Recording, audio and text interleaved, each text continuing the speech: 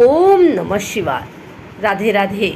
आइए सुनते हैं मासिक शिवरात्रि व्रत कथा पूजन विधि।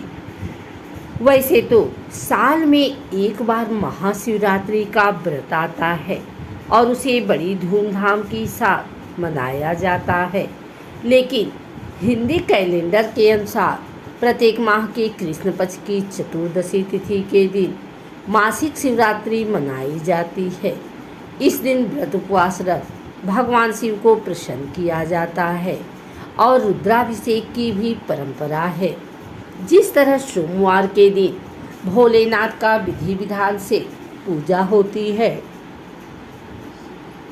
बिल्कुल उसी प्रकार मासिक शिवरात्रि का भी महत्व है। मासिक शिवरात्रि मनाई जा रही है। अगर आप भी व्रत रख रहे हैं तो पूजा के बाद यह व्रत कथा जरूर सुने। शिव पुराण के अनुसार प्राचीन काल में चित्रभानु नामक एक शिकारी था। जानवरों की हत्या करके वह अपने परिवार को पालता था। वह एक साहूकार का कर्जदार था, लेकिन उसका ऋण समय पर न चुका सका। क्रोधित साहूकार ने शिकारी को शिवमठ में बंदी बना लिया। संयोग से उस दिन शिवरात्रि थी।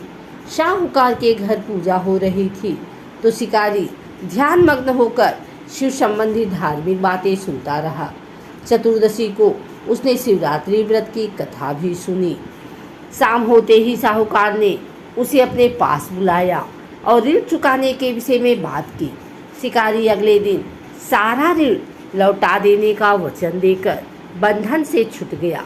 अपनी दिनचर्या की भांति वह जंगल में शिकार के लिए निकला, लेकिन दिन भर बंदी गृह में रहने के कारण भूख प्यास से व्याकुल था।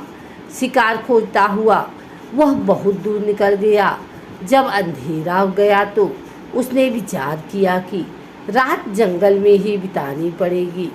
वह वन एक तालाब के किनारे एक बेल के पेड़ पर चढ़कर रात बीतने का इंतजार करने लगा।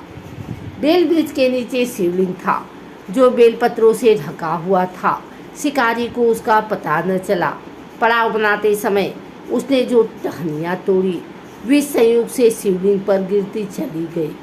इस प्रकार दिन भर भूखे प्यासे शिकारी का व्रत भी हो गया और शिवलिंग पर बेलपत्र भी चढ़ गए। एक पहर रात्रि बीत जाने पर एक गर्भड़ी हिरनी तालाब पर पानी पीने पहुंची। शिकारी ने धनुष पर तीर चढ़ाकर ज्यों ही प्रत्यंचा खींची, हिरनी बोली, मैं गर्भड़ी हूँ और शीघ्र ही प्रसव करूँगी। तुम एक साथ दो जीवों की हत्या करोगे, जो ठीक नहीं है। मैं बच्चे को जन्म देकर शीघ्र ही तुम्हारे समक्ष प्रस्तुत हो जाऊँगी, तब मार लेना।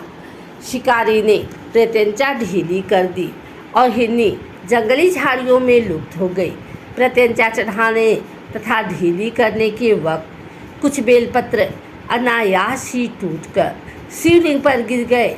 इस प्रकार उसे अनजाने में ही प्रथम प्रहर की पूजा भी संपन्न हो गई। कुछ ही देर बाद एक और हिरनी उधर से निकली। शिकारी की प्रसन्नता का ठिकाना न रहा। समीप आने पर उसने धनुष पर बाण चढ़ाया। तब उसे देख हिरनी ने विनम्रतापूर्वक निवेदन किया, हे शिकारी, मैं थोड़ी देर पहले ऋतु से निवृत्त हुई हूँ। कामातुर विरहिणी हूँ। अपने प्रिय की खोज में भटक रही हूँ। मैं अपने पति से मिलकर शीघ्र ही तुम्हारे पास आ जाऊँगी। शिकारी ने उसे भी जाने दिया। 2 बार शिकार को खोकर उसका माथा ठनका। वह चिंता में पड़ गया। रात्रि का आखिरी पहर बीत रहा था। इस बार भी धनुष से लगकर कुछ बेलपत्र शिवलिंग पर जा गिरे तथा दूसरे प्रहर का पूजन भी संपन्न हो गए। तभी एक अन्य हिरनी अपने बच्चे के साथ उधर से निकली। शिकारी के लिए यह स्वर्णिम अवसर था। उसने धनुष पर तीर चढ़ाने में देर नहीं लगाई। वह तीर छोड़ने ही वाला था कि हिरनी बोली, हे शिकारी, मैं इन बच्चों को इनके पिता के हवाले करके लौट आऊँगी। इस समय मुझे मत मारो। शिकारी हंसा और बोला, सामने आए शिकार को छोड़ दूँ? मैं ऐसा मूर्ख नहीं। इससे पहले मैं 2 बार अपना शिकार खो चुका हूँ। मेरे बच्चे भूख प्यास से व्यग्र हो रहे होंगे। उत्तर में हिरनी ने फिर कहा, जैसे तुम्हें अपने बच्चों की ममता सता रही है। ठीक वैसे ही मुझे भी। हे शिकारी, मेरा विश्वास करो, मैं इन्हें इनके पिता के पास छोड़कर तुरंत लौटने की प्रतिज्ञा करती हूँ। हिरनी का दीन स्वर सुनकर शिकारी को उस पर दया आ गई। उसने उस मृगी को भी जाने दिया। शिकार के अभाव में तथा भूख प्यास से व्याकुल शिकारी अनजाने में ही बेल वृक्ष पर बैठा बेलपत्र तोड़ तोड़ कर नीचे फेंकता जा रहा था। पाँव फटने को हुई तो एक हृष्ट पुष्ट मृग उसी रास्ते पर आया। शिकारी ने सोच लिया कि इसका शिकार वह अवश्य करेगा। शिकारी की तनी प्रत्यंचा देख मृग विनीत स्वर में बोला, हे शिकारी, यदि तुमने मुझसे पूर्व आने वाली 3 मृगियों तथा छोटे छोटे बच्चों को मार डाला है तो मुझे भी मारने में विलम्ब न करो, ताकि मुझे अपने वियोग में एक क्षण भी दुख न सहना पड़े। मैं उन हिरनियों का पति हूँ। यदि तुमने उन्हें जीवन दान दिया है तो मुझे भी कुछ क्षण का जीवन देने की कृपा करो। मैं उनसे मिलकर तुम्हारे समक्ष उपस्थित हो जाऊंगा। मृग की बात सुनते ही शिकारी के सामने पूरी रात का घटना चक्र घूम गया। उसने सारी कथा मृग को सुना दी। तब मृग ने कहा, मेरी तीनों पत्नियां जिस प्रकार प्रतिज्ञाबद्ध होकर गई हैं, मेरी मृत्यु से अपने धर्म का पालन नहीं कर पाएंगी।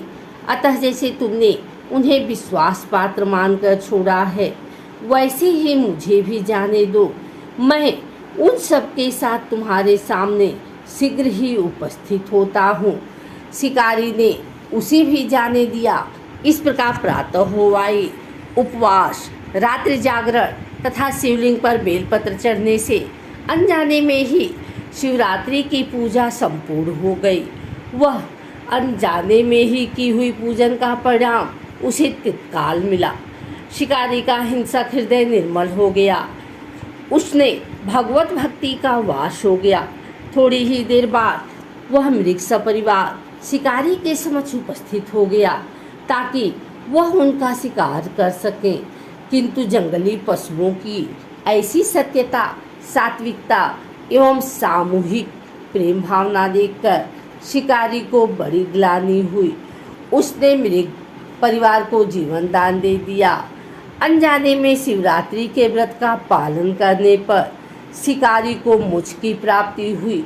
जब मृत्यु काल में यमदूत उसके जीव को लेने आए तो शिवगणों ने उन्हें वापस भेज दिया तथा शिकारी को शिवलोक ले गए। शिव जी की कृपा से ही अपने इस जन्म में राजा चित्रभानु अपने पिछले जन्म को याद रख पाए तथा महाशिवरात्रि के महत्व को जानकर उसका अगले जन्म में भी पालन कर पाए। अगर आपको हमारी वीडियो अच्छी लगी हो तो इसे लाइक करें, कमेंट करें, शेयर करें। हमारे चैनल को सब्सक्राइब करके बेल नोटिफिकेशन ऑल पर सेट कर लें ताकि आगे आने वाली वीडियो सबसे पहले आप तक पहुंच सके। धन्यवाद।